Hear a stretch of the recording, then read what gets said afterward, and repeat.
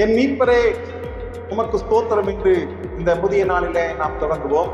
யோபு 19ஆம் அதிகாரம் 25ஆம் வசனம் சொல்லப்படுகிறது. என் மீட்பர் உயிரோடு இருக்கிறார் என்றும் அவர் கடைசி நாளில் பூமியின் மேல் நிற்பார் என்றும் நான் அறிந்திருக்கிறேன் என்று சொல்லி ஒரு விசுவாச அறிக்கையை யோபு சொல்லுகிறதை நாம் பார்க்கிறோம்.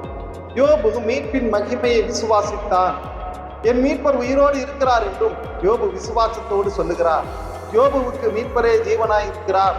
மீட்பர் கடைசி நாளில் பூமியின் மேல் நிற்பார் என்று யோபு அறிந்திருக்கிறார்.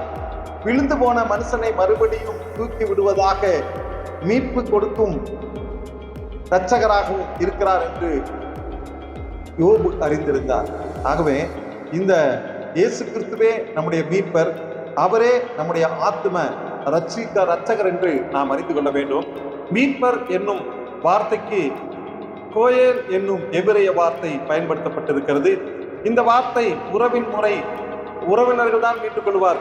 மீட்பரை குறிக்கிற வார்த்தை மேசியாவின் பிரமாணத்தின்படி அடகு வைக்கப்பட்டிருக்கிற அந்த நிலமாய் இருந்தாலும் பொருளாய் இருந்தாலும் அது மீட்கும் உரிமை அவர்களுக்கு மாத்திரமே இருக்கும். ஆனால் இங்கே அனைவரையும் மீட்கக்கூடிய மீட்பராக கிறிஸ்து இயேசு இருக்கிறார் என்பதை நாம் அறிந்து கொள்வோம்.